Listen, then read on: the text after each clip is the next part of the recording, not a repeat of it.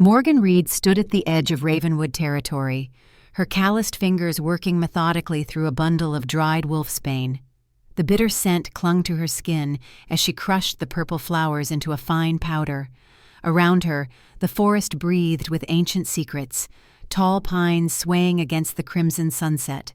She worked in practiced silence, each movement precise and economical, remnants of her military training still evident in the disciplined set of her shoulders. At 35, Morgan was considered a failure by her pack's standards. A silent, someone who could not shift into wolf form, she existed on the periphery of Ravenwood society. The irony wasn't lost on her. In the human world, she had been a decorated tactical specialist, respected and feared. Here, among her own kind, she was less than nothing. Her modest cabin sat nestled against ancient oaks, the worn wooden structure a stark contrast to the grand stone houses closer to the heart of pack territory. Smoke curled from the chimney, carrying the aromatic scent of healing herbs drying in bundles from the rafters inside. This was her domain, the healer's realm, where even those who scorned her would sometimes come under cover of darkness, seeking remedies for ailments they dared not bring to the pack's attention. The distant howls echoed through the valley, evening patrol changing guards. Morgan's jaw tightened. There was a time when her father, Harold Reed, had led those patrols with unmatched skill. Now the once great warrior sat by his hearth, bitter and broken, his legacy tarnished by his daughter's perceived weakness. Morgan lifted her gaze to the darkening sky. Something felt different tonight. The air carried an electric charge, like the moments before a devastating storm. Her instincts, always sharp despite her inability to shift, screamed a warning. Change was coming. Dangerous change. The crunch of footsteps on the forest floor drew her attention. Her hand moved instinctively to the hunting knife strapped to her thigh, a motion so fluid it seemed part of her very nature. "At ease, soldier." The familiar voice of her brother Jackson cut through the tension. "Though I'm pleased to see those reflexes haven't dulled." Jackson Reed emerged from the shadows, his powerful frame moving with predatory grace. Unlike Morgan, he had inherited their father's gifts in abundance. An elite warrior in the Royal Guard, his silver-gray coat was legendary for its speed and strength in battle. Yet despite his elevated status, Jackson had never abandoned his sister to the cruelty of pack politics. "Official business brings me this far out?" Morgan asked, recognizing the formal leather messenger pouch bearing the royal insignia slung across his chest. Jackson's expression tightened. "Direct orders from Ravenhold." He withdrew a sealed parchment, the black wax bearing the imprint of a crown surrounded by thorns. "All unmated females of shifting age are summoned to the fortress, by order of King Killian Blackthorn." Morgan's fingers stilled over the herbs. The Shadow King. His name alone carried enough weight to silence conversations, to make mothers pull their children closer. "This doesn't concern me," she replied, returning to her work. "I'm a silent. The summons is for true wolves." Jackson's hand closed over hers, halting her movements. "The order specifically includes you, Morgan, by name." The revelation hung between them, heavy with implication. King Killian Blackthorn, the legendary warrior who had ended the Interpack War a decade ago, who ruled from shadows and inspired both fear and devotion, knew who she was. "Why?" The question emerged sharper than intended. "There have been attacks along the border, patterns matching the early days of the war." Jackson's voice dropped. "The king is assembling a strategy council. The summons for unmated females is a cover." Morgan's mind raced through tactical possibilities. Border attacks meant the wild ones, the rogue wolf packs that had been scattered during the war, were organizing again. If they were following the same patterns as before, someone with intimate knowledge of previous battle strategies was leading them. "You should have started with that information," she said, wiping her hands clean on a cloth. "Would you have believed me if I had?"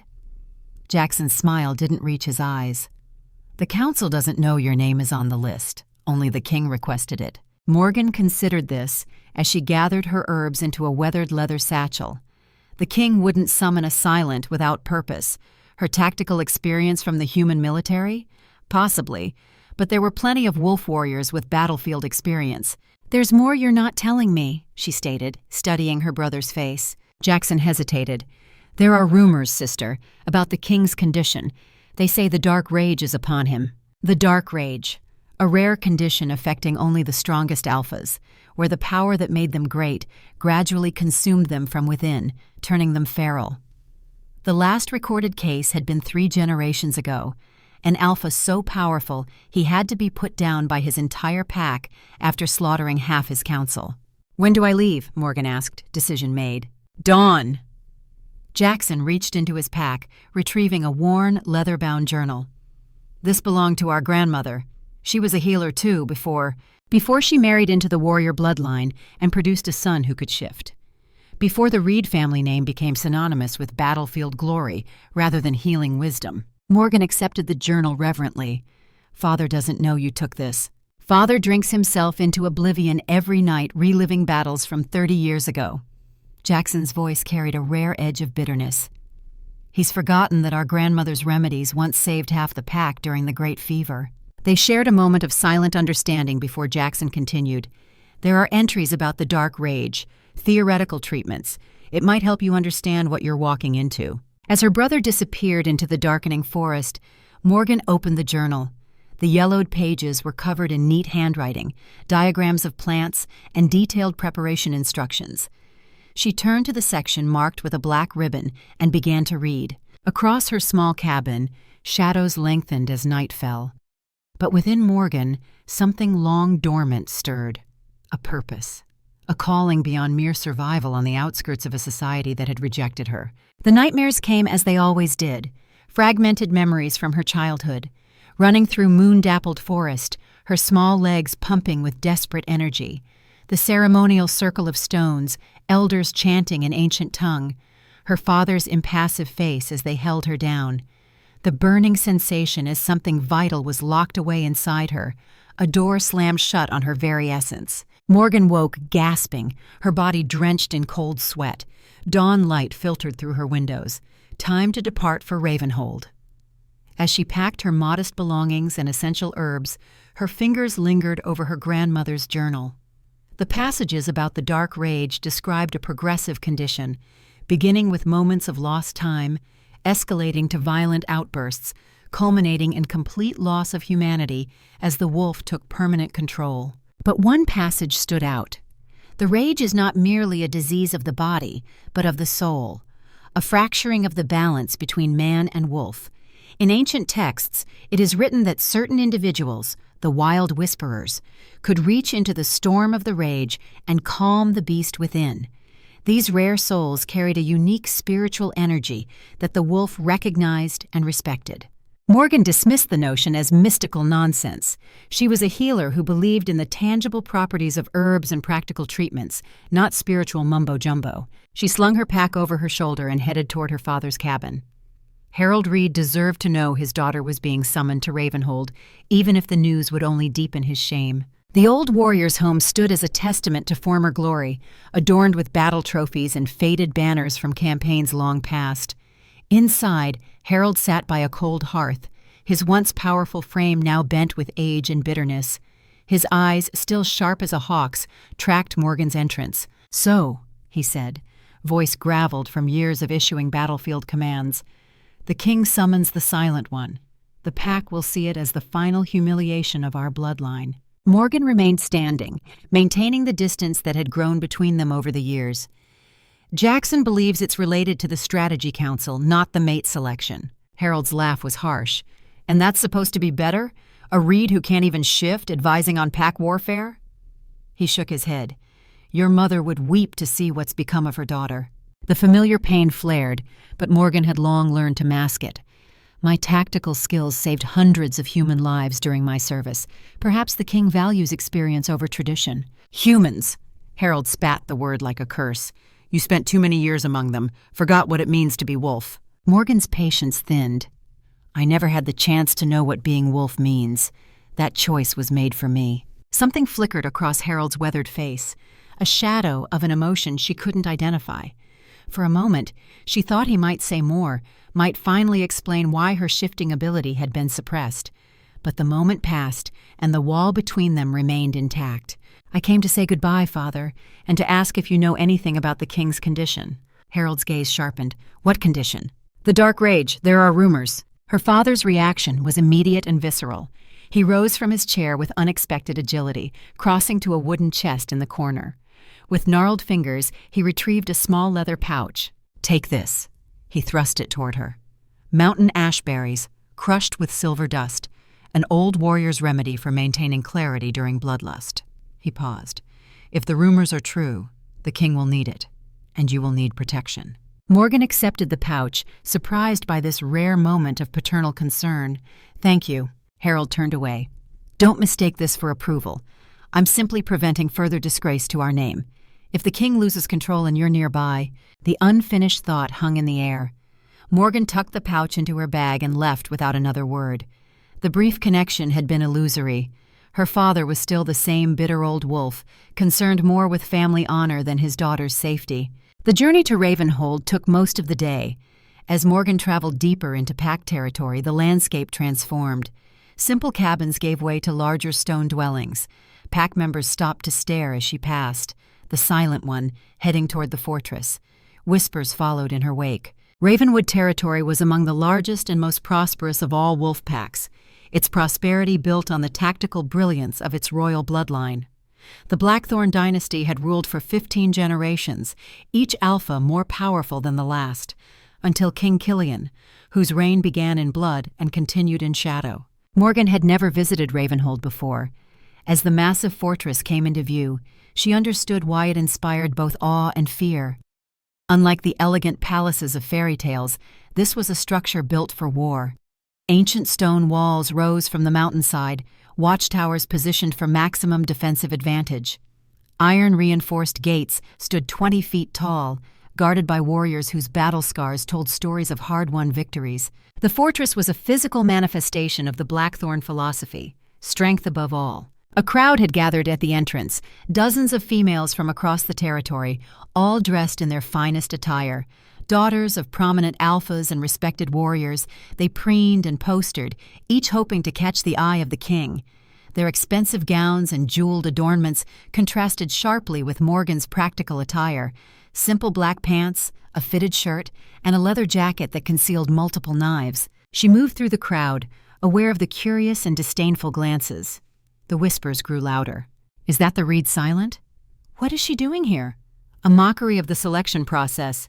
Morgan ignored them, focusing instead on the fortress architecture, identifying defensive weaknesses out of professional habit.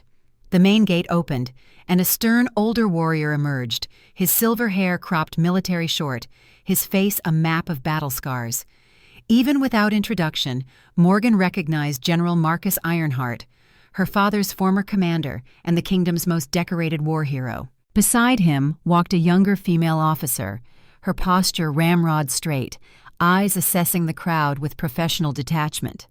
The insignia on her uniform marked her as Commander Diana Steelheart, one of the few females to achieve high military rank. "Form ranks according to pack hierarchy," Marcus commanded, his voice carrying the expectation of immediate obedience. The females arranged themselves in order of their family's status, daughters of high-ranking alphas at the front, lesser bloodlines behind.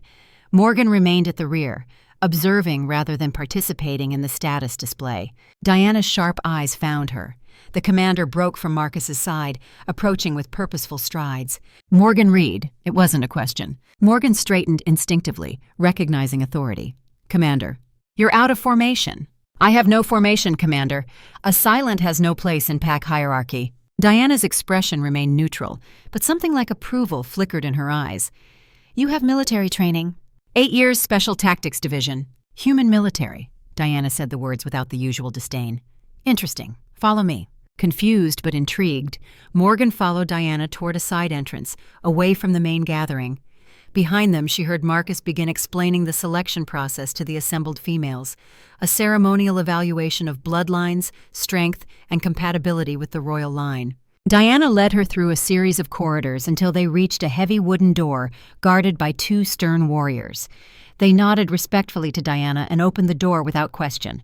"Wait here," Diana instructed. "The king will see you separately." Before Morgan could respond, Diana had disappeared, leaving her in what appeared to be a war room. Maps covered the walls, detailed renderings of pack territories, border regions, and strategic outposts. A massive table dominated the center, its surface carved into a topographical map of the entire region, with small metal markers indicating patrol positions and watch points. Morgan approached the table, her tactical mind immediately engaged. The markers showed a clear defensive pattern, resources concentrated along the northern border, the same border where the Wild Ones had first attacked during the previous war. "Your assessment?" The deep voice came from behind her. Morgan turned slowly, her body tense. She had not heard the door open, had not sensed another presence in the room, a testament to his stealth. King Killian Blackthorn stood in the shadows, his powerful frame silhouetted against the dim light. As he stepped forward, Morgan's preconceptions shattered. The rumors painted him as a monster, a disfigured beast hiding from his subjects. But the man before her was unnervingly handsome in a harsh, uncompromising way. Tall and broad-shouldered, with features that seemed carved from granite. High cheekbones, strong jaw darkened with stubble, and eyes the color of a winter storm. A jagged scar ran from his right temple to jaw, the only imperfection in an otherwise striking face. His presence filled the room, an almost tangible weight of power that pressed against Morgan's senses. This was an alpha in his prime, radiating dominance and control. Yet there was something else. A shadow beneath the surface, a coldness that spoke of isolation and carefully contained rage. "The northern border is over-fortified," Morgan replied, keeping her voice steady. "An obvious defensive posture that telegraphs your concerns to the enemy. Meanwhile, the eastern approach through Blackwater Ravine remains vulnerable." Surprise flickered across Killian's face before his expression returned to impassive assessment. "Most of my generals insist the ravine is impassable for organized forces. They're wrong. I could move a battalion through there in a single night, emerge behind your main defenses, and cripple your supply lines before you realized the attack had begun." A dangerous smile curved Killian's mouth, confident assessment from someone who has never commanded wolf warriors in battle. Wolf, human. The principles of strategic advantage remain the same: terrain, supply lines, intelligence. Morgan met his gaze without flinching. "You didn't summon me here to exchange pleasantries, Your Majesty. Why am I here?" Killian moved to the table, his movements fluid with lethal grace. He adjusted several markers on the map before speaking. 3 nights ago, a patrol was ambushed near Blackwater Ravine. 6 warriors killed, their bodies arranged in a specific pattern. He looked up, eyes boring into hers. The same pattern used by the Wild Ones at the start of the Interpack War. Morgan absorbed this, mind racing through implications. "You believe they're regrouping." "I know they are. The question is why now, and who leads them?" Killian circled the table, studying her with unsettling intensity. "Your brother says you have unique insight into tactical patterns, that you can see connections others miss." "Jackson oversells my abilities." "Does he? Your human military record suggests otherwise. 14 successful operations in hostile territory, 3 commendations for predictive analysis that saved lives." Killian's knowledge of her past was unexpected. "You see patterns where others see chaos." Morgan's suspicion deepened. "If you wanted a strategist, why the charade of a mate selection? Why not simply summon me directly?" Killian's expression darkened. "Because I have a traitor in my inner circle, someone feeding information to the Wild Ones. Someone who knows our patrol schedules, our defensive weaknesses." His voice lowered.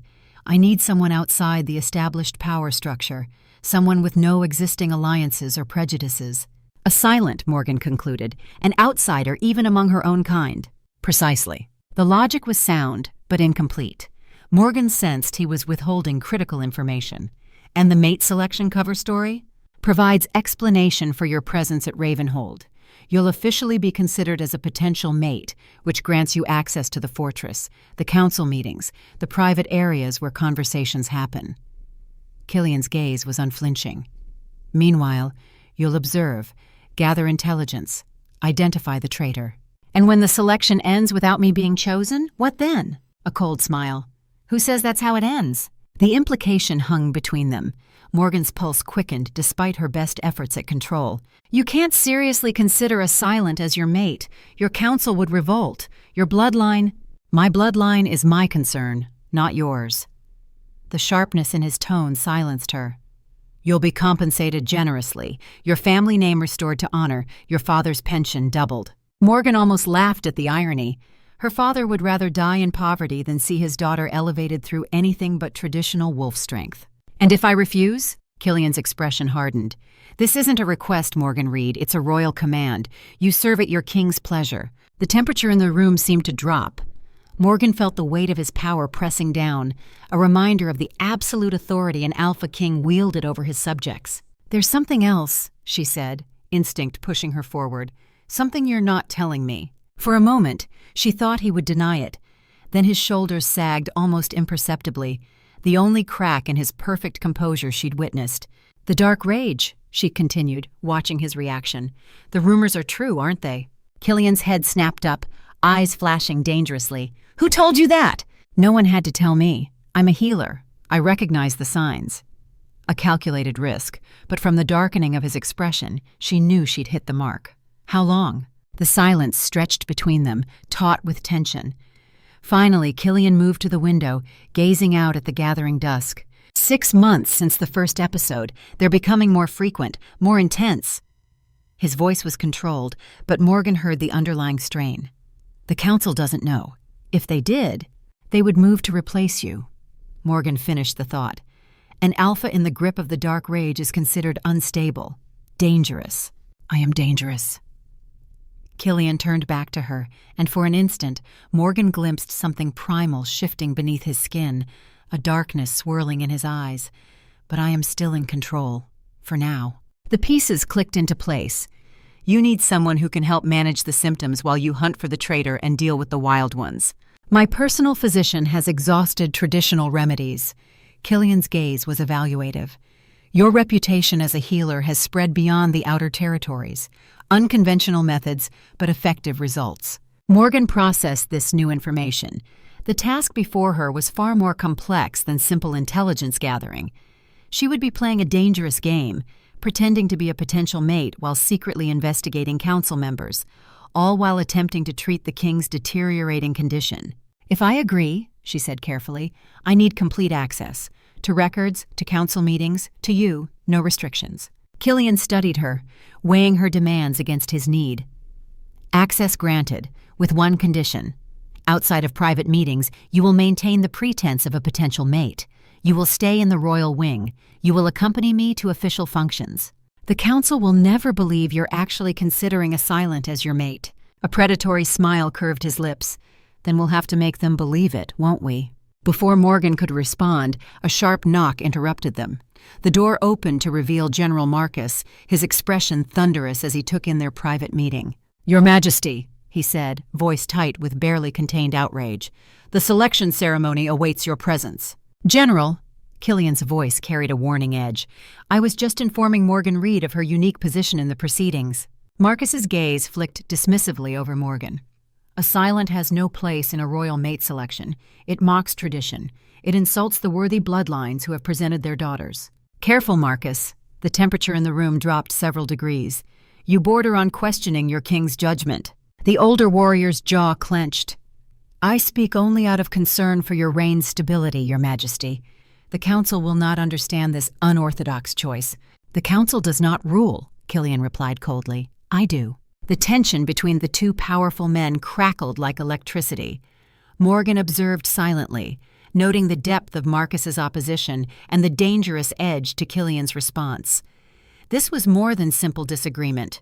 There was history here, unresolved conflicts that could prove useful in her investigation. "The candidates are assembled in the Great Hall," Marcus finally said, his tone rigidly formal. "We'll join momentarily." Killian dismissed him with a curt nod. After Marcus departed, Morgan turned to Killian. "He'll be trouble." Marcus has always been trouble, but he's also been loyal to the crown for 4 decades. Killian's expression was unreadable. "Which makes him either my strongest ally or my most dangerous enemy. And you don't know which." "That," Killian said, moving toward the door, "is what you're going to help me discover." They walked through torchlit corridors in silence, the weight of their agreement hanging between them. As they approached the Great Hall, the sounds of the gathered crowd grew louder. Morgan steeled herself for what was to come, the public scrutiny, the barely concealed disdain, the dangerous game of deception. Killian paused before the massive doors, turning to her with unexpected intensity. "One last thing. The rage. When it comes, it's like being trapped inside my own body while something else takes control. If it happens in your presence, I can handle myself, Morgan assured him. His expression darkened. No, you can't. No one can.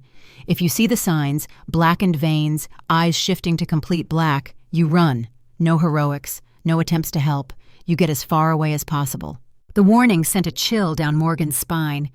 Whatever control Killian maintained was fragile, temporary. The beast inside him was growing stronger. Understood, she replied, though privately she made no such promise. She hadn't survived this long by running from danger. The great doors swung open. A hush fell over the assembled crowd as King Killian Blackthorn entered, the silent healer at his side. Hundreds of eyes tracked their movement, expressions ranging from confusion to outrage. On a raised dais, the council members watched with thinly veiled disapproval. "Let the selection ceremony begin," Killian announced, his voice carrying effortlessly through the vast hall. From the corner of her eye, Morgan spotted her brother Jackson among the royal guard. His expression revealed nothing, but she sensed his concern. Nearby stood Commander Diana, watching the proceedings with calculating intensity. General Marcus stepped forward, unfurling an ancient scroll. "By the laws of our ancestors, in the presence of the full moon, the Alpha King shall choose a mate to strengthen the royal bloodline. Let the candidates present themselves for evaluation." One by one, the daughters of prominent families stepped forward, strong, beautiful she-wolves from pure bloodlines. Each recited her lineage, her accomplishments, the strength she would bring to the royal line. Some demonstrated their shifting ability, transforming into magnificent wolves whose coats gleamed with health and vitality. Morgan observed it all with detached interest, mentally cataloging the power dynamics at play. She noted which council members favored which candidates, the alliances revealed through subtle gestures and expressions. Throughout the ceremony, Killian remained impassive, evaluating each candidate with cool detachment. To anyone watching, he appeared to be the epitome of controlled power. But standing beside him, Morgan sensed the struggle beneath the surface, the tension in his muscles, the occasional tightening around his eyes. The dark rage was closer to the surface than he admitted. When the last candidate completed her presentation, General Marcus turned expectantly to the king. "Your Majesty, these daughters of our strongest bloodlines await your evaluation." The hall fell silent, all eyes on Killian. This was the moment when tradition dictated he would select several candidates for further consideration, narrowing the field based on compatibility and strength. Instead, Killian rose to his full height, his presence commanding absolute attention. "The strength of our pack has always been measured in battle prowess, in the power of our wolf forms." His voice resonated through the hall. But true power takes many forms: intelligence, adaptability, the courage to stand alone against opposition. Murmurs rippled through the crowd. This was not the traditional selection speech. In these dangerous times, with enemies gathering at our borders, the royal mate must bring more than physical strength to the throne. Killian's gaze swept the assembly before settling on Morgan. "Which is why I name Morgan Reed as my primary candidate." The hall erupted in shock and outrage. Council members rose to their feet, voices raised in protest. The rejected candidates stared in disbelief. Through it all, Killian remained unmoved, his expression daring anyone to challenge his declaration. Morgan stood perfectly still, feeling the weight of hundreds of hostile stares. She had expected to be named as one of many candidates, not singled out as the primary choice. The gesture was bold, provocative, and dangerous. It elevated her position, but also painted a target on her back. "Silence!" Killian's command cut through the chaos, his alpha power surging through the room like a physical force. The hall immediately quieted, though resentment simmered beneath the surface. "My decision is made. Morgan Reed will reside in the royal wing as tradition dictates for the primary candidate. The selection process will continue with further evaluations." His tone left no room for argument. "This gathering is dismissed." As the crowd dispersed in stunned confusion, Killian placed a hand at the small of Morgan's back, guiding her toward a side exit. The touch sent an unexpected warmth through her body, a reaction she immediately suppressed. This was a political arrangement, nothing more. "That was unnecessarily dramatic," she murmured as they escaped the hall. A ghost of a smile touched Killian's lips. "Dramatic, but effective. No one will question your presence now. They'll be too busy plotting against you. How reassuring. It should be. Known enemies are easier to identify than hidden ones. Killian led her through a series of corridors and up a sweeping staircase. The royal wing is guarded at all times. You'll be safer there than anywhere else in Ravenhold. Morgan doubted she would be safe anywhere within these walls. She had just been thrust into the center of a political hurricane, with enemies on all sides and only the unstable king as an ally. As they reached the royal wing, 2 guards snapped to attention. Killian nodded to them before turning to Morgan. Your quarters connect to mine through a shared sitting room. Appearances must be maintained. His expression grew serious. You begin your investigation tomorrow. Trust no one, Morgan Reed. Not the council, not the guards. A pause.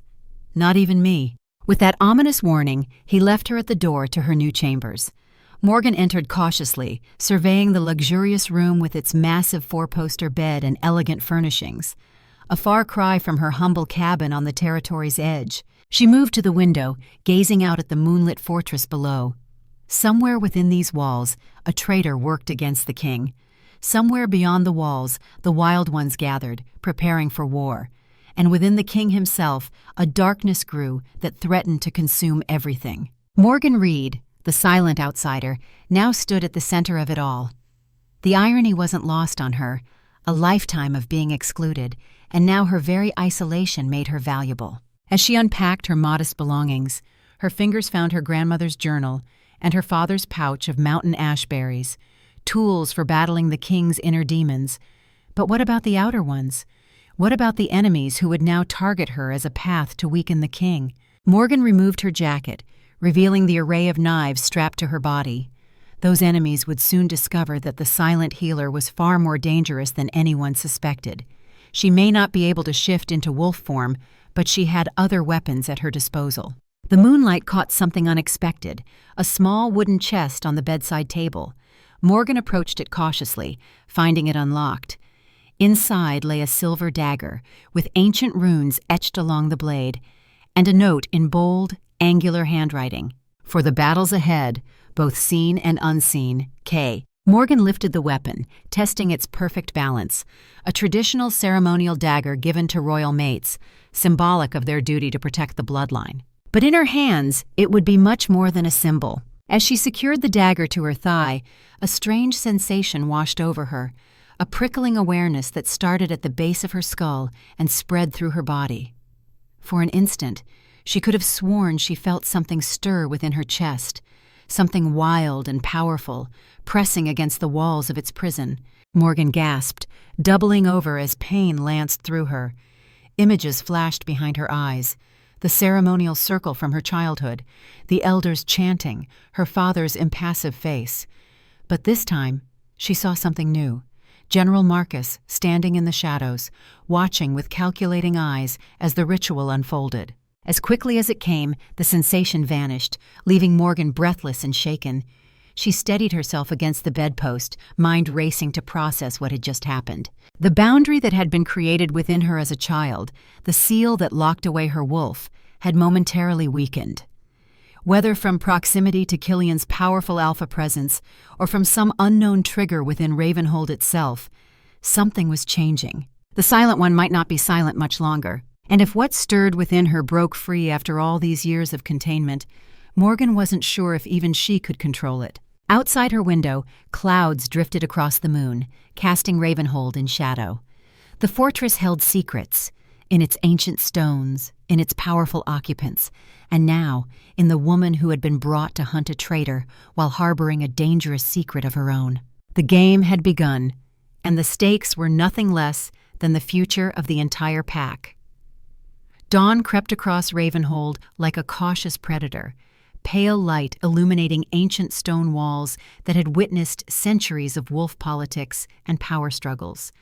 Morgan Reed stood at her chamber window, watching the fortress awaken. Guards changing shifts, kitchen staff hauling supplies, warriors heading to training grounds. Every movement, every interaction provided information for her analytical mind. Sleep had eluded her. The sensation from the previous night, that momentary stirring of something primal within her chest, had left her unsettled. For 30 years, the seal that locked away her wolf had remained unbreached. Why now? What within these ancient walls had triggered the change? Morgan turned from the window and surveyed her new quarters. Luxurious by any standard, the room was fitting for a royal mate candidate. Tapestries depicting legendary wolf battles adorned the walls. Furs from ceremonial hunts covered the polished stone floor. A chest containing formal attire, dresses in the royal colors of black and silver, stood open, a silent expectation of her compliance with tradition. Morgan ignored it, instead donning her own practical clothing: black tactical pants, a fitted gray shirt, and her leather jacket with its concealed weapon harnesses. Her role here wasn't to play dress-up for the court.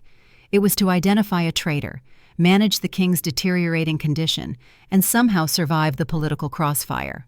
A soft knock at the door interrupted her preparations. Diana Steelheart entered without waiting for permission, her military bearing as rigid as ever. The female commander's eyes swept the room, noting Morgan's chosen attire with a flicker of approval. "The council convenes in 30 minutes, Diana announced. "The king requests your presence." Morgan secured the ceremonial dagger to her thigh. "I assume my appearance will cause another uproar." "Guaranteed." Diana's mouth curved into a rare smile. They spent half the night in emergency session debating the king's choice. 2 counselors threatened to resign. But they didn't. Of course not. Power is never relinquished willingly. Diana moved to the door. "A word of advice, healer. The council chamber is a battlefield. Every glance, every word is a weapon. Watch for alliances, for subtle communications. That's where your traitor will reveal themselves." Morgan nodded. "You don't seem particularly outraged by my selection." Diana paused, her hand on the door handle. "I value competence over tradition. Your military record speaks for itself," she lowered her voice, "and the king's condition. It requires unconventional solutions." So Diana knew about the dark rage. Interesting. Is that common knowledge among the council? No. Only those closest to him have witnessed the episodes. Diana's expression darkened. "Which makes your presence even more valuable. Fresh eyes see what familiar ones miss." With that cryptic statement, Diana departed, leaving Morgan to wonder about her potential ally. The commander's knowledge of the king's condition made her either a trusted confidant or a dangerous threat. Morgan retrieved her grandmother's journal and the pouch of mountain ash berries from her father before making her way through the royal wing. Guards stood at attention as she passed, their expressions carefully neutral, though she felt the weight of their judgment. A silence in the royal quarters was unprecedented. The council chamber occupied the highest tower of Ravenhold, its location symbolic of authority over the pack. Morgan paused outside the massive oak doors, taking a moment to center herself. Then, with practiced military bearing, she entered. The circular room fell silent. 12 council members, the oldest, most respected alphas in Ravenwood territory, sat at a round stone table, their positions dictated by rank and bloodline. Killian occupied an elevated throne of dark stone behind them, his position as king placing him literally and figuratively above council politics. General Marcus Ironheart occupied the seat of highest honor to the king's right. His silver eyes narrowed as Morgan entered, disapproval radiating from him in palpable waves. Diana stood behind the king's throne, her position marking her as royal guard rather than council member. "Morgan Reed," Killian's deep voice filled the chamber, "approaches the council." The formal introduction triggered a ceremonial response. The council members rose as one, each touching the center stone of the table in acknowledgement. The gesture was ancient tradition, older than the fortress itself. As Morgan approached, she studied the council members. Some she knew by reputation: Elias Stormborn, the eldest and keeper of pack history; Helena Frostpelt, matriarch of the Northern Territories; Victor Bloodclaw, chief of wartime strategy. Others were unfamiliar, their positions inherited through bloodlines rather than earned through merit. "The candidate will state her purpose before the council," Marcus intoned, following protocol despite his obvious disdain. Morgan stepped forward. "I stand before the council at the king's request, ready to serve Ravenwood Pack with my skills as healer and tactician." Murmurs circulated among the council. Helena Frostpelt leaned forward, her silver-streaked hair gleaming in the morning light streaming through high windows. "Unusual qualifications for a royal mate," she observed, her tone neutral but eyes sharp, especially from one who cannot shift. "The traditional qualities of a royal mate are well represented by the other candidates," Morgan replied evenly. Perhaps the king seeks to complement those qualities with different strengths. Victor Bloodclaw snorted. Pretty words that avoid the central issue. The royal bloodline must remain pure and strong. A silent mate cannot contribute to that strength. Morgan met his gaze without flinching. Strength manifests in many forms, counselor. Not all battles are won with claws and fangs. Spoken like someone who has neither, another council member muttered, just loud enough to be heard. Killian rose from his throne, silencing the room with his presence alone. The candidate's qualifications are not the purpose of this council session. His voice carried the weight of absolute authority. We face a threat at our borders. The wild ones grow bolder, their attacks more coordinated. He gestured to a large map spread across the center of the table. 3 patrols ambushed in the past month, 6 warriors killed in the most recent attack near Blackwater Ravine. Morgan approached the map, immediately noting the pattern that had escaped the council's attention. The attacks formed a perfect arc around Ravenhold, each one coming progressively closer to the fortress. Not random violence, but a methodical testing of defenses, probing for weaknesses. They're not just attacking, she said, her tactical training taking over. They're gathering intelligence. Each attack provides information about response times, patrol strength, communication protocols. The council fell silent, reassessing the map with new understanding. Even Marcus couldn't dismiss the logic of her observation. If they continue this pattern, Morgan continued, tracing a line on the map, the next attack will come here, the eastern supply route through Widow's Pass. Victor Bloodclaw frowned. Impossible. The pass is too narrow for an organized assault. A handful of defenders could hold it against superior numbers. Unless they're not coming through the pass, Morgan countered, but around it, through the Shadowfell forest. No wolf pack would attempt that route, Marcus dismissed. The forest is impenetrable. Morgan met the general's gaze. The wild ones aren't traditional wolves anymore. They've adapted, evolved. They think differently now. A tense silence followed her statement. The implications were clear. Morgan, the outsider, claimed to understand their enemy better than seasoned wolf warriors. Killian broke the tension. Double the patrols along Shadowfell's perimeter. Set up advanced warning systems. His gaze swept the council. And prepare for the possibility that our traditional defensive strategies may need revision. The order was met with reluctant nods. Even those who distrusted Morgan couldn't dispute the logic of preparation. Now, Killian continued, to the matter of the royal selection. Tradition dictates that candidates undergo a series of evaluations to prove their worthiness. His cold gaze silenced any brewing protests. All candidates, including Morgan Reed, will participate according to their abilities. Marcus cleared his throat. The first trial is the hunt, Your Majesty. How can a silent possibly— The candidate will find a way, Killian interrupted, or she will fail. That is the purpose of the trials. The dismissal was clear. Council members rose and filed out, some casting curious glances at Morgan, others openly hostile. Only Helena Frostpelt paused, her ancient eyes studying Morgan with unsettling intensity. Curious, the old wolf murmured. I see shadows where there should be emptiness, secrets beneath secrets. She leaned closer. Be careful which doors you open, Silent One. Some were closed for good reason. Before Morgan could respond, Helena departed, leaving her words hanging in the still air of the council chamber. Soon only Morgan, Killian, and Diana remained. The king descended from his throne, the regal bearing he maintained for the council softening slightly. You saw the pattern in the attacks immediately, he observed, faster than my senior strategists. Morgan shrugged. It's what I was trained for, pattern recognition, threat assessment. And the prediction about Shadowfell Forest? Logical deduction. If I were leading the wild ones, that's the route I'd take. Unexpected, difficult terrain, but possible with proper preparation. Killian nodded, moving to a side table where a decanter of amber liquid stood. He poured 3 glasses, offering one to Morgan and Diana. To unexpected allies, he said, raising his glass. Morgan accepted the drink but didn't immediately taste it. The hunt. What exactly does that entail? Diana answered. Traditionally, it's a test of tracking and hunting skills. Candidates track and bring down designated prey to prove their worth as providers for the royal bloodline. Which I cannot do without the ability to shift, Morgan stated the obvious. Killian's expression remained impassive. The essence of the test is providing for the pack through one's unique skills. Interpret that however you wish. A challenge, then. One designed to force her to think creatively or to fail publicly. When? 3 days from now, at the new moon, Diana replied. All candidates hunt simultaneously in assigned territories. Morgan considered this.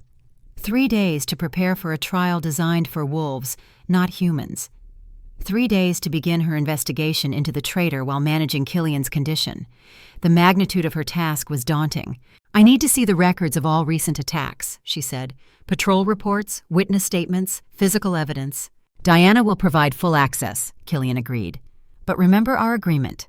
In public, you are a mate candidate first, strategist second. Speaking of your condition, Morgan lowered her voice, though they were alone. I need to understand its progression. When was your last episode? What triggers it? A shadow crossed Killian's face. 2 nights ago. The triggers vary: strong emotions, physical exertion, sometimes nothing discernible. I need to examine you, properly. Medical history, physical condition, everything. Diana raised an eyebrow at Morgan's commanding tone, but Killian merely nodded. Tonight, my private chambers. He drained his glass. For now, I suggest you familiarize yourself with the fortress. The walls have ears, but they also have secrets that might prove useful. After Killian departed, Diana remained, studying Morgan with renewed interest. You speak to him as an equal. Few would dare. Deference won't help him if the rage takes control, Morgan replied, and it certainly won't help me find your traitor. Our traitor, Diana corrected. I've served the Blackthorn line since before Killian took the throne. The betrayal wounds me as deeply as it does him. Morgan assessed the commander anew. You were there during the Interpack War. I was his second in command. We fought side by side for 3 years. A flicker of old pain crossed Diana's face. I watched his mate die in his arms, watched something inside him break that day. The rage began soon after, though we didn't recognize it then. Valuable information. The king's condition potentially linked to emotional trauma, not just the inherited alpha power as tradition suggested. Who else knows about the rage? His personal physician, myself, now you. Diana's expression hardened. The council suspects something is wrong, but they attribute his isolation and mood swings to the pressures of leadership. And if they knew, they would invoke the ancient right, declare him unfit and force him to step down. Diana's voice lowered, which would leave Marcus as regent until a new alpha could be selected. The political implications became clear. Marcus, with his rigid adherence to tradition, would undo Killian's more progressive policies. The power balance among the packs would shift dramatically. Is Marcus your primary suspect? Diana hesitated. He's the obvious choice. Too obvious, perhaps. He openly opposes many of the king's decisions, but always within the bounds of his position. A traitor would be more subtle. Unless the obviousness is the perfect cover, Morgan countered. No one suspects the person hiding in plain sight. True, Diana nodded toward the door. Come, I'll show you to the archives. The patrol records await your analysis.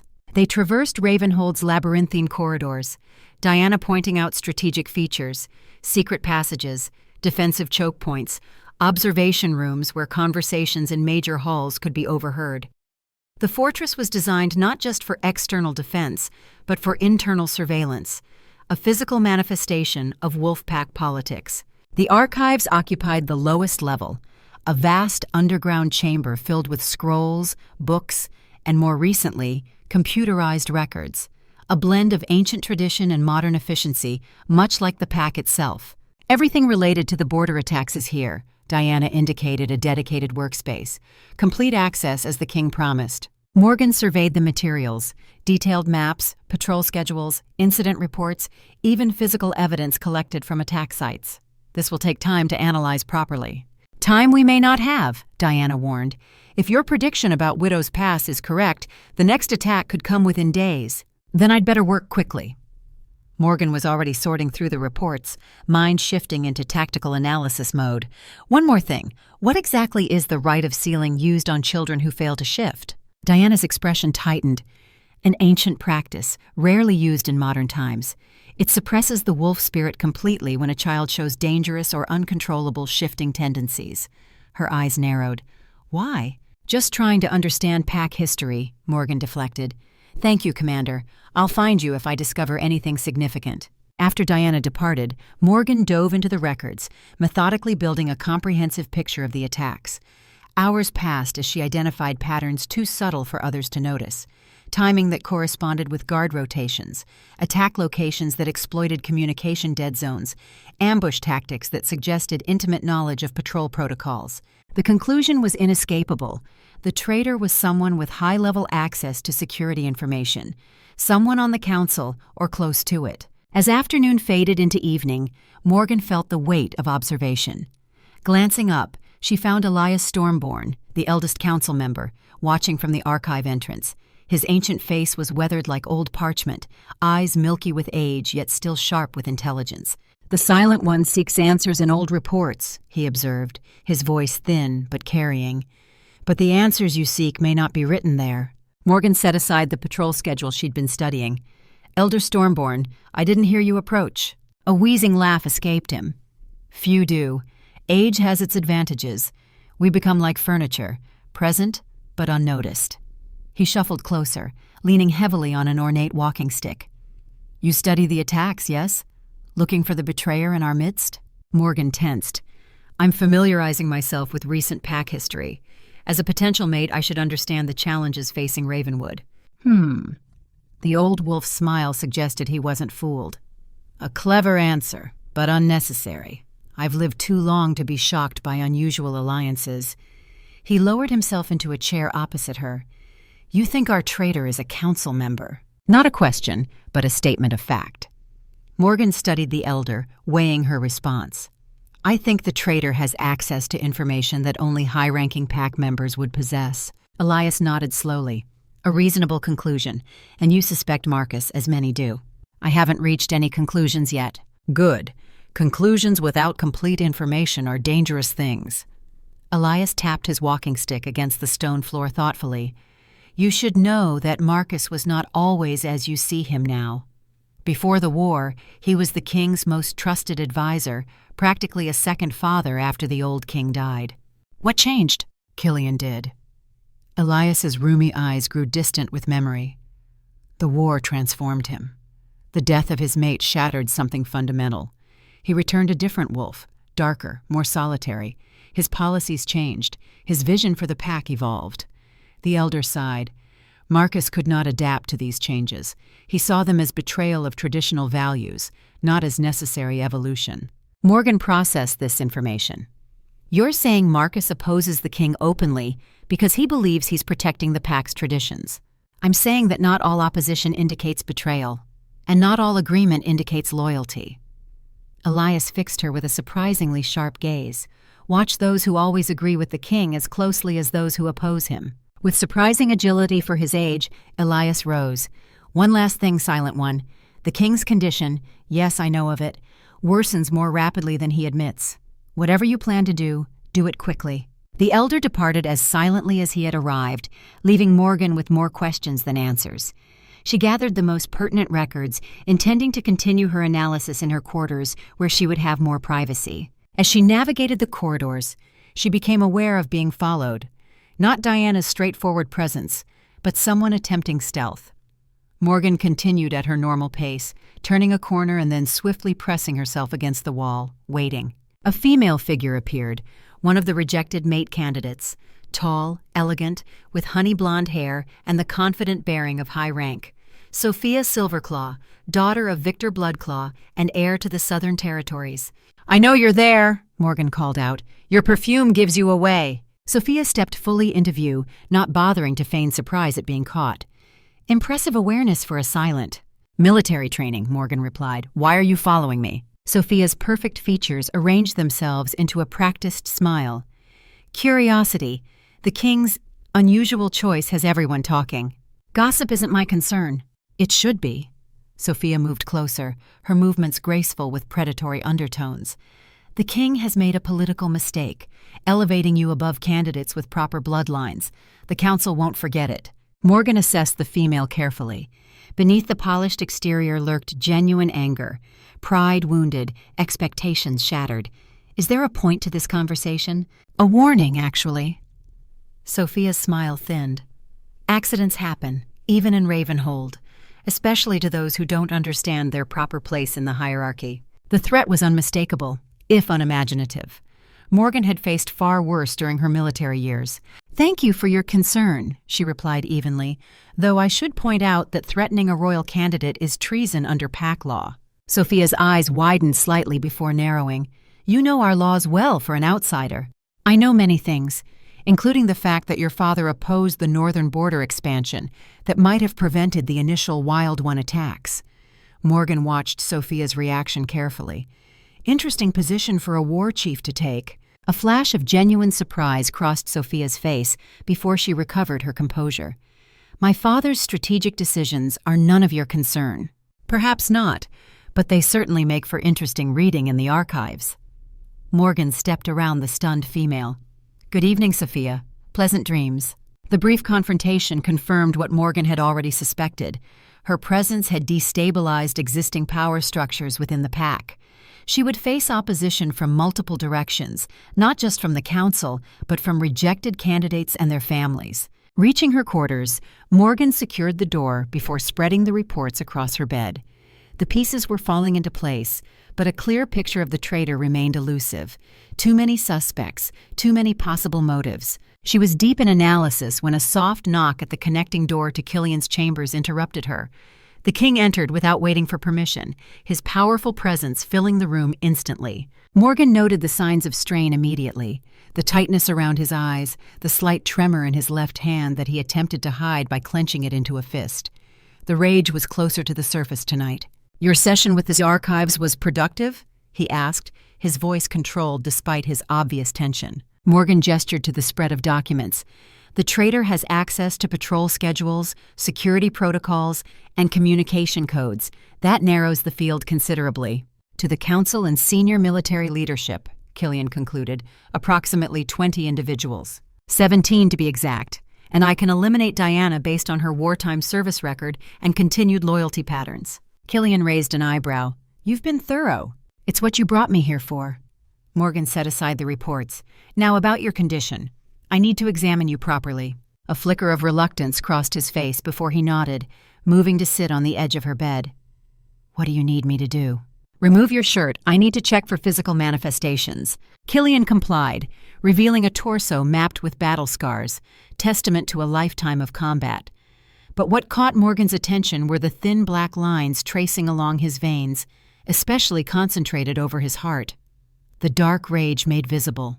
"How long have these markings been present?" she asked, professional detachment masking her concern at their extent. "They appeared about 3 months ago. Small at first, barely noticeable. They've grown with each episode." Killian watched her examination with guarded eyes. "Your grandmother's journal mentioned them?" "Yes, they indicate progression of the condition." Morgan's fingers hovered over the darkest concentration near his heart, not quite touching. "May I?" At his nod, she placed her palm directly over the markings. The contact sent a jolt through her system, a rush of heat followed by bone-deep cold. Images flashed in her mind. Blood-soaked battlefields, a female wolf dying in Killian's arms, overwhelming rage and grief transforming into something darker, something primal. Morgan gasped, pulling her hand away as if burned. Killian grasped her wrist, his expression intense. "What did you see?" "Your memories," she whispered, shaken by the unexpected connection. "The war, your mate dying, the first emergence of the rage." Killian released her, his expression closing off. "That's impossible. Those memories are mine alone." "The rage isn't just affecting your body. It's tied to your emotional trauma." Morgan reached for her grandmother's journal, flipping to a marked passage. "Listen. The rage feeds on pain, on unresolved grief. It transforms natural emotions into unnatural power, consuming the host from within." Killian stood abruptly, pacing the room like a caged predator. "There is no cure, is there? Traditional remedies only slow the progression." Morgan hesitated, then committed to honesty. "According to this journal, only 2 outcomes exist: complete consumption by the rage or what? Integration, a complete acceptance and merging with the wolf spirit at a soul level." Morgan closed the journal. "But it's theoretical, never documented in actual cases." Killian's laugh was harsh. So I either become a monster or attempt something that may be impossible. There may be another option. Morgan retrieved her father's pouch. Mountain ash berries crushed with silver dust, an old warrior's remedy for maintaining clarity during bloodlust. It won't cure the rage, but it might help you control it longer. She mixed a small portion with water, creating a bitter-smelling concoction. Killian accepted the cup without hesitation, downing the contents in one swallow. His expression remained stoic, despite what Morgan knew must be an incredibly unpleasant taste. How long until it takes effect? Minutes, if my father's information is accurate. Morgan watched him carefully. You should feel a cooling sensation, a calming of the internal pressure. Killian closed his eyes, focusing inward. After a moment, his clenched fist relaxed, the tremor subsiding. It helps. Not a cure, but the edge is dulled. We'll establish a regular dosing schedule, Morgan decided, and track the progression of the markings. She expected him to leave, their business concluded for the night. Instead, Killian moved to the window, gazing out at the moonlit fortress below. I've lived with this condition for over a year, he said quietly. Hiding it, fighting it, watching it slowly consume me, the isolation, necessary but corrosive. The admission of vulnerability from such a powerful figure was unexpected. Morgan joined him at the window, maintaining a respectful distance. Isolation is familiar territory for me, she offered. The silent one, neither fully wolf nor fully human, belonging nowhere. Killian turned to study her, his storm-gray eyes intense in the moonlight. Is that why you joined the human military? Seeking belonging? I joined because they valued what I could offer, not what I couldn't be. The answer came automatically, a truth she rarely articulated. My tactical abilities, my discipline, my persistence, these had worth there. Here, they were overshadowed by my inability to shift. Until now, Killian's gaze held hers. Now those abilities may save this pack. The moment stretched between them, charged with something neither acknowledged. Then Killian stepped back, the professional distance returning. Rest. Tomorrow we continue our investigation. He moved toward the connecting door. And Morgan, the remedy. Thank you. After he departed, Morgan returned to her analysis, but found her concentration fractured. The connection that had formed when she touched the markings on Killian's chest had left an imprint, echoes of his memories, his pain, his struggle against the darkness within. More unsettling was her reaction to that connection. For the first time in her life, Morgan Reed had felt something respond within her sealed wolf spirit. Not just a stirring, but a reaching out, as if recognizing something kindred in Killian's darkness. She pressed her palm to her own chest, feeling the steady beat of her heart. What would happen if the seal broke completely? Would her wolf emerge after 30 years of containment? And if it did, would it be the dangerous entity her father had feared, or something else entirely? The questions remained unanswered as night deepened over Ravenhold.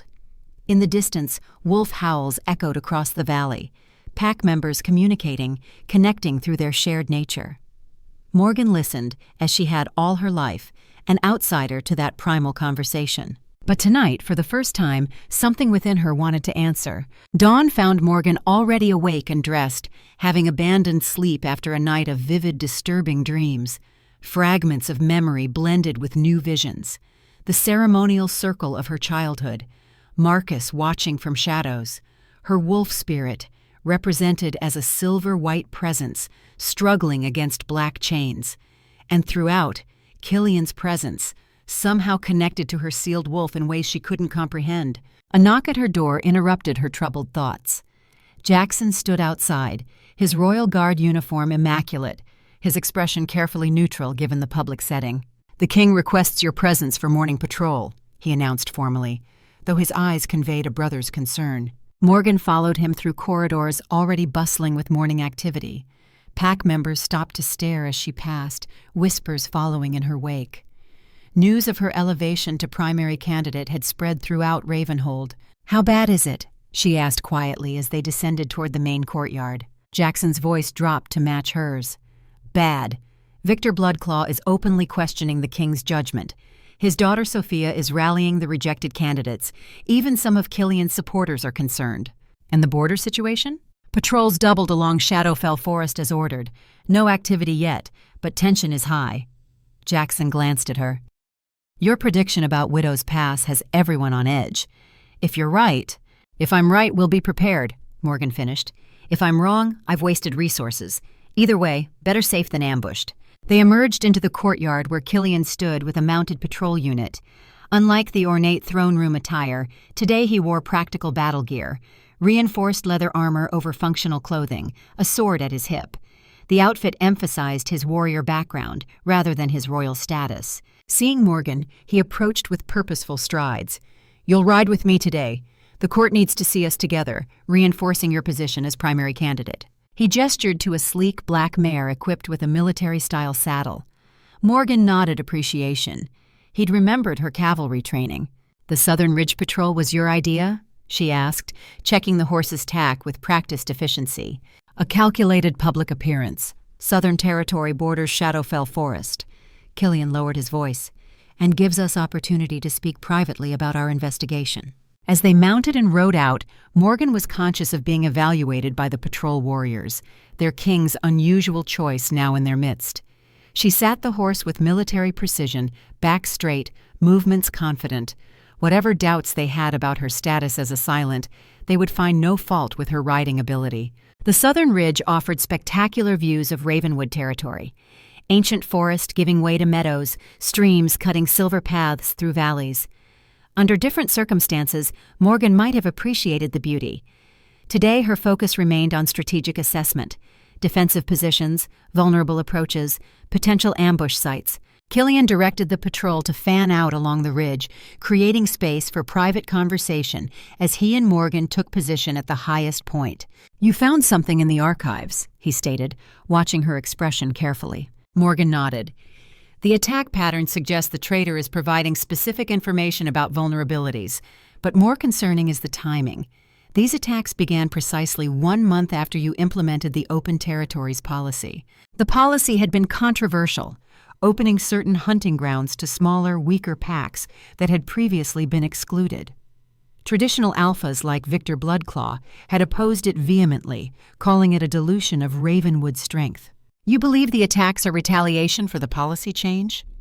Killian's expression remained neutral, but Morgan sensed his keen interest. "I believe someone is using the Wild Ones to undermine your authority, to make the progressive policies appear dangerous, to strengthen traditional power structures." Morgan kept her voice low despite their isolation. "Victor Bloodclaw benefits most if your policies fail. His daughter was the favored mate candidate. His territories gain most if the Open Territories policy is reversed." Killian considered this, his gaze sweeping across his domain. "It fits the evidence. Yet Victor's opposition has always been open, vocal. A traitor works from shadows, unless the obvious opposition is misdirection." Morgan hesitated. "There's something else. I've been reviewing records from the Interpack War. The Wild Ones were originally separate packs driven to rebellion by territorial disputes. After their defeat, the survivors scattered. Correct. We hunted down their leaders. The rest fled beyond our borders. According to official records, but I found discrepancies. Missing names, unaccounted casualties." Morgan met his gaze directly. "I believe some integrated back into Ravenwood Pack, hiding their origins, gradually working their way into positions of influence." The implication landed heavily between them. Not just a traitor, but potentially a former enemy embedded within the Pack's highest ranks. If true, this conspiracy runs deeper than I imagined. Killian's expression darkened. "We need proof. Names. Without concrete evidence, accusations against council members would trigger internal warfare." "I'm working on it. The archives contain bloodline records going back 15 generations. Cross-referenced with war casualties, I might identify inconsistencies." Morgan paused. "But I need more time." "Time we may not have." Killian gestured toward Shadowfell Forest in the distance. "If your prediction about the next attack is correct." He stopped mid-sentence, his body suddenly tensing. Morgan followed his gaze to the forest edge where unnatural movement disturbed the tree line. Through her field glasses, she spotted them, shadowy figures moving with preternatural speed through the forest perimeter. "Wild Ones," she breathed. "At least a dozen, moving toward Widow's Pass, exactly as predicted." Killian was already signaling the patrol, his movements sharp with urgency. "They're early. Dawn attacks aren't their usual pattern." "Because it's not an attack," Morgan realized, studying their formation. "It's reconnaissance. They're testing our response, confirming the intelligence they've received. The patrol warriors galloped toward them, awaiting commands. Killian issued rapid orders, half the unit to track the wild ones from a distance, half to return to Ravenhold and mobilize reinforcements. "You return with the second group," he instructed Morgan. "Alert Diana to prepare defensive positions around Widow's Pass." "I'm staying with you," Morgan countered, checking her weapons. "I need to see their movements, their tactics. It's our best chance to identify patterns that could reveal the traitor's information sources." Killian's expression hardened. "You can't shift if we engage them. You'd be vulnerable." "I survived 8 years in combat zones without shifting." Morgan met his gaze steadily. "I can handle myself." After a tense moment, Killian nodded. "Stay close. If I give the order to retreat, you obey instantly." His eyes darkened momentarily, a flicker of the rage showing through. "And if you see signs of the change in me, you ride for Ravenhold. Immediately." Morgan agreed, though privately she had no intention of abandoning him if the rage manifested. The mountain ash remedy in her pack might buy crucial time if needed. They rode hard along the ridge, paralleling the wild one's movement through the forest below. Even at a distance, Morgan could see these weren't ordinary wolves. They moved with unnatural coordination, communicating through subtle signals rather than traditional howls. Their fur was darker, their forms somehow more fluid than normal shifters. "They've changed," Killian observed grimly. "Evolved somehow." "Adaptation to survival pressures," Morgan theorized, driven to the margins, forced to develop new capabilities. They tracked the scouts for nearly an hour before the wild ones abruptly changed direction, melting deeper into Shadowfell Forest where horses couldn't follow. Killian signaled a halt on a rocky outcropping overlooking the vast ancient forest. "They knew exactly when to withdraw," Morgan noted, "almost as if they were warned of our presence," Killian finished, his expression grim. "The traitor is actively communicating with them, not just providing advance information." The implication was clear. Someone within their patrol unit had signaled the wild ones. Morgan scanned the warriors regrouping nearby, wondering which one served two masters. "We've confirmed your theory about Widow's Pass," Killian said as they rode back toward Ravenhold. "They're gathering intelligence for a larger assault. We need to prepare accordingly," Morgan agreed, "but without revealing that we anticipate their true target. Let the traitor think their misdirection is working." Killian nodded approval. "A counterintelligence strategy. Set obvious defenses at the pass itself while positioning our real force along the forest approach. And watch who shows unusual interest in our preparations," Morgan added. "The traitor will need to report our defensive positions." As they approached Ravenhold, Morgan noticed the atmosphere had changed. Guards at the gate stood more rigidly at attention, and pack members in the courtyard moved with greater urgency. News of the wild one's proximity had spread rapidly.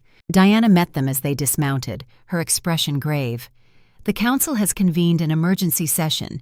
They demand your immediate presence, Your Majesty." Morgan recognized the political maneuver, the Council asserting authority in a crisis situation, attempting to regain control after Killian's unorthodox decisions. She caught his eye, a silent communication passing between them.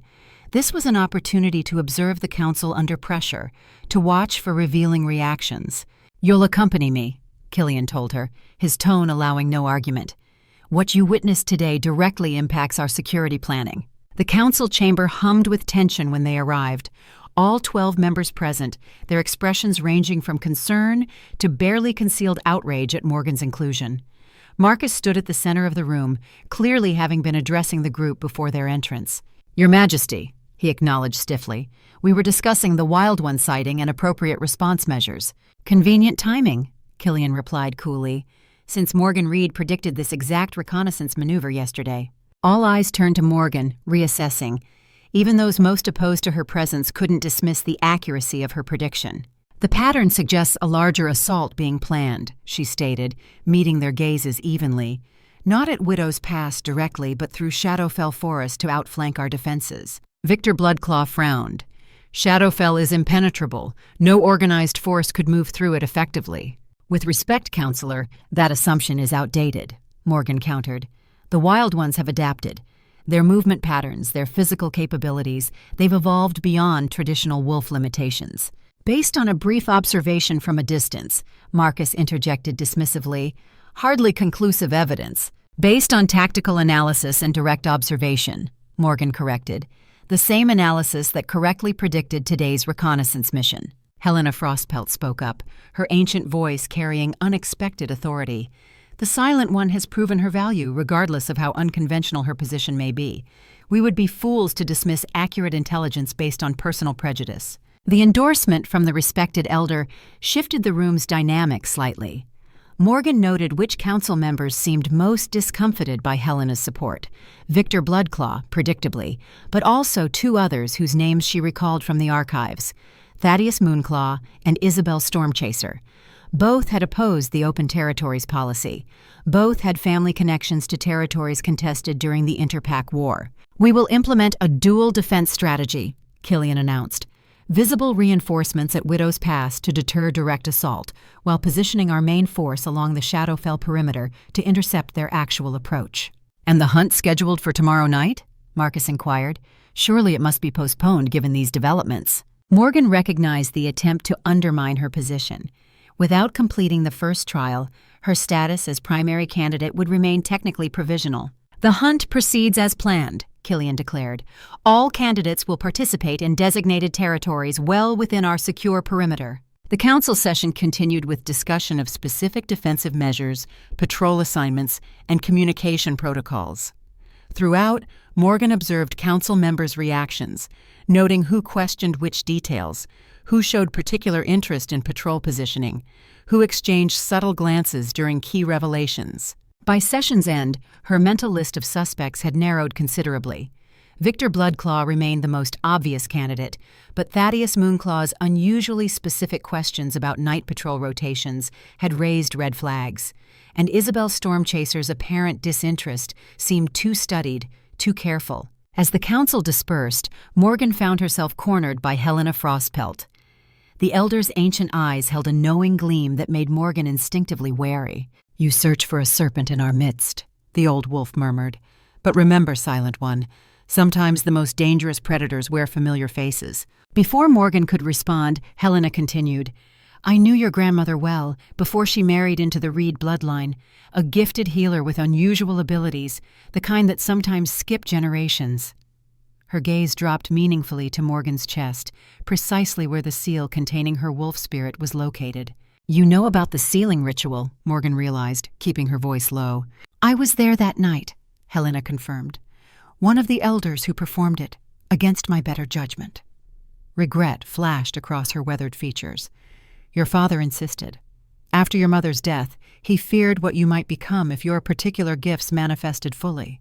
Morgan absorbed this revelation, pieces of her fragmented childhood memories falling into place. "What gifts? Why was my wolf sealed away?" Helena glanced around, ensuring their privacy. "Not here. Tonight, after sunset. My quarters in the East Tower." She pressed a small object into Morgan's palm, a polished stone etched with ancient symbols. "For protection. Until then. Keep it close." The elder departed, leaving Morgan with the smooth stone warm against her skin and more questions than ever about her sealed wolf spirit. The rest of the day passed in a flurry of activity as Ravenhold prepared for potential attack. Morgan divided her time between reviewing additional archive records and helping Diana coordinate defensive strategies. The commander had proven herself a valuable ally, pragmatic about Morgan's unusual status, and appreciative of her tactical insights. By evening, exhaustion weighed heavily on Morgan. She returned to her quarters, intending a brief rest before meeting Helena. The connecting door to Killian's chambers opened as she entered, revealing the king in conversation with his personal physician, an older wolf named Thorn, whose concerned expression deepened as Morgan appeared. "We'll continue this discussion later," Thorn told Killian, bowing slightly to Morgan as he departed through the main corridor door. Once alone, Morgan noted the tension in Killian's posture, the subtle darkening of the veins visible at his throat. "The rage is stronger today." He didn't deny it. The proximity of potential battle, the wolf senses opportunity for violence, for release. Morgan retrieved the mountain ash remedy, preparing a stronger dose than before. "This may help temporarily, but we need to address the underlying progression." Killian accepted the mixture, grimacing at its bitter taste. "The hunt tomorrow night concerns me. The emotional intensity, the primal nature of it, strong triggers for the rage." Then don't participate, Morgan suggested practically. Send Diana as your representative. Impossible. Tradition requires the king's presence. Killian paced the room, his movements betraying his inner struggle. Besides, your first trial takes place then. As primary candidate, you'll be closely watched, judged. I need to be present to validate your position. Morgan hadn't mentioned her upcoming meeting with Helena, unsure how much to reveal about her own sealed wolf and its possible connection to Killian's condition. The elder's warnings about trusting familiar faces echoed in her mind. I've narrowed our list of suspects, she said instead. Victor Bloodclaw remains obvious, but Thaddeus Moonclaw and Isabel Stormchaser showed concerning behavior during council. Thaddeus was my father's closest advisor, Killian mused. He opposed my ascension after my father's death, argued that I was too young, too untested. Isabel supported me initially, but turned against the open territories policy most vehemently. Both had family involved in territorial disputes that triggered the war, Morgan added, potential connections to the original Wild Ones. Killian absorbed this information, his tactical mind evident in his thoughtful expression. We need concrete evidence. Suspicion isn't enough for accusations against council members. I'm working on it. Bloodline records may reveal inconsistencies. Morgan hesitated. There's something else. Helena Frostpelt approached me after council. She claims to have known my grandmother, to have been present at my sealing ritual. Killian's attention sharpened. Helena is the oldest living member of the council, a repository of pack history. If anyone knows the truth about your sealing, it would be her. She wants to meet tonight, privately. Be careful, Killian warned. Helena plays a long game. Her allegiances have shifted over decades. Whatever information she offers will serve her purposes as much as yours. His concern seemed genuine, touching something unexpected within Morgan. Their relationship had evolved rapidly from king and subject to something approaching partnership, united by common purpose and mutual respect. The remedy is taking effect, she observed, noting the black veins receding slightly at his throat. But we need a more permanent solution before the rage progresses further.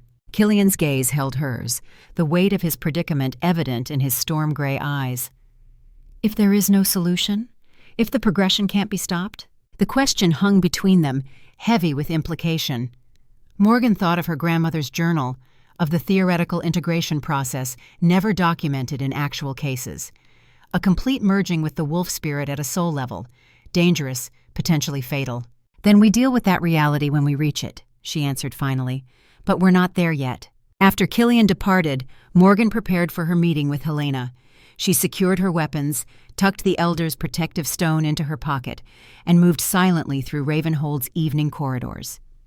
The fortress hummed with heightened activity, additional guards, warriors preparing for potential conflict, pack members discussing the Wild One sighting in hushed, concerned tones. The East Tower stood somewhat apart from the main fortress complex, connected by an enclosed bridge.